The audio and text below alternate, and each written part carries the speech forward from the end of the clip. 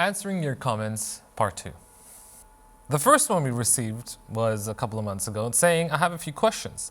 If he was the promised Messiah, talking about the promised Messiah, Hazrat Mirza Ghulam Ahmad, in whom be peace. If he was the promised Messiah, where is Dajjal? Where is Isa alayhi salam? And how did Mirza Ghulam Ahmad and Isa alayhi salam pass away without even fighting against the Antichrist? Well, according to traditions, if taken literally, as some of our Muslim brothers and sisters would have it, the Dajjal, or the Antichrist as some call him, will be a one-eyed colossal giant who will come riding a donkey of extraordinarily large proportions. He will be so tall that his head will stand higher than the clouds. He will be blind from his right eye, but his left eye will be so sharp he will be able to see through the earth. Now, while the Antichrist will be busy ravaging the earth, the Messiah, Hazrat Isa, will descend from the heavens. He will engage the Antichrist in battle near Damascus and kill him, after which he will then conquer the entire world. He will break the cross and kill the swine. Now, having done this, he will hand over its governance to the Muslims, and all we have to do is sit back, relax, and watch this spectacular show. Well, not quite so. You see, every prophet has warned about the Dajjal, who was to appear in the latter days. The Holy Prophet, peace and blessings of Allah be upon him, was no exception. Luckily though, he also told us what to do when we encounter him. In the same narrations, the Holy Prophet, peace and blessings of Allah be upon him, said that if we want to safeguard ourselves from the dangers of Dajjal, then we should recite the first and the last 10 verses of Surah Al-Kahf. Now, these verses indicate who or what the Dajjal is. So once we are aware, or once you are aware what that danger is and from which direction it is coming from, our chances of being safe are a lot higher. Now, prophets do talk in metaphors, and they use languages and examples that the people who are present in front of them at that time, as well as those to come, would be able to understand and relate to. So Dajjal, by the way, is an Arabic word which is derived from the word Dajjal, which means deceit. So Dajjal basically means a great liar or deceiver or someone who speaks a lie, etc. The promised Messiah, the founder of the Ahmadiyya Muslim community, Hazrat Mirza Ghulam Ahmad, on whom be peace, has said that Dajjal is not the name of one man. According to the Arabic lexicon, Dajjal signifies a group of people who present themselves as trustworthy and pious, but are neither trustworthy nor pious. Rather, everything they say is full of dishonesty and deceit. This characteristic is to be found in the class of Christians known as the clergy. Another group is that of the philosophers and thinkers who are busy trying to assume control of machines, industries, and the divine scheme of things. So, dishonest clergy, which to be honest includes Muslim clerics as well, who deceive and lie to their people, industrial nations who use fire and machines to get what they want, spiritually blind but materialistically super rich and super sharp. Is that not the general state of the world that we live in?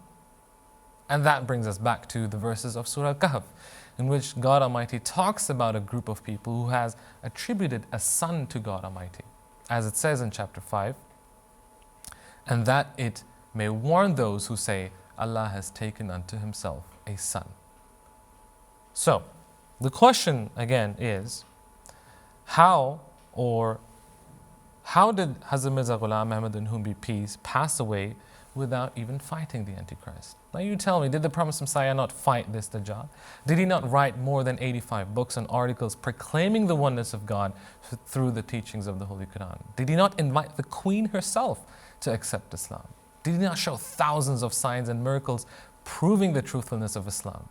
Did he not break the cross?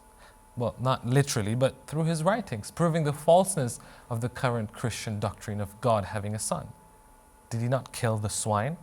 Again, not literally, but through his teachings to discard all vices and immoralities and to act upon the teachings of God. I'm sorry to disappoint you, but that spectacle you were waiting for is not going to happen in that style. It's the fight all of us have to fight with ourselves in the first place, and then do our best to safeguard ourselves from the evils and immoralities that are engulfing this world as we speak. As for Isa alayhi salam, we clearly believe very strongly that he passed away like a normal human being, which is something that he was.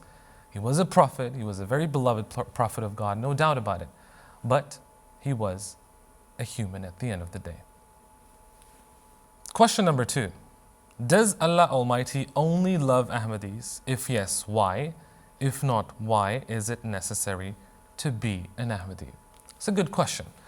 And of course not. Being just an Ahmadi does not hold any significance whatsoever. The promised Messiah, on whom be peace, and the founder of the Ahmadi Muslim community, Hazrat Mirza Ghulam Ahmad, and his successors, who we call Khulafa, have repeatedly mentioned that just doing bad, meaning having accepted the promised Messiah, on whom be peace, does not mean anything if we do not change our lives for the better and repent from our previous sins and constantly strive to seek forgiveness for our future shortcomings. Nobody has a monopoly on forgiveness or being the beloved of Allah as long and until we do not follow the commandments of God Almighty. Now, having said that, why then is it necessary to be an Ahmadi, i.e., why is it necessary to believe in the promised Messiah? Well, to start off with, for a Muslim it is important, if not mandatory, to believe in all prophets who are sent by Allah Almighty Himself. If I reject even one of them, I cannot call myself a believer, I cannot call myself a Muslim. We believe the promised Messiah to be a prophet, as foretold by the Holy Prophet, peace and blessings of Allah be upon him, himself who called him a prophet. But he was a subordinate prophet who came as the perfect follower of the Holy Prophet, peace and blessings of Allah be upon him. He did not bring a new book or a new law, but as the Messiah, his mission was to revive Islam and to show the world again the real beauty of Islam. Secondly, it was the command of the Holy Prophet, peace and blessings of Allah be upon him, that when you reach the time of the Messiah and Mahdi, you should accept him and convey my salam to him. You see, all major world religions are waiting for the coming of a great reformer. Hindus are waiting for Krishna, Buddhists are waiting for Buddha, Christians are waiting for Jesus, and Muslims for the Imam Mahdi and Messiah. His mission will be the second coming of that prophet. His mission will be to unite people and to create peace and harmony in the world. However, if all these reformers come separately, this goal can never be achieved. So, it has to be one person who can unite all of them with a teaching and faith that can be practiced and lived by all. And that, according to us, can only be Islam. So we have accepted this prophet of God after having learned about his claims and seen the signs and prophecies being fulfilled. And we invite you to do the same. Comment number 3. Is there any significance to the fact that the promised Messiah, on whom be peace, was sent to the subcontinent India? Again, another good question. As for the promised Messiah and why he was sent to the subcontinent, well, you have to imagine every religion and every ideology was represented in the subcontinent. But if you think they all coexist peacefully, then think again. This was an all-out religious, ideological war that was happening, and in the midst of all, being attacked from all sides and by everyone, was the religion of Islam.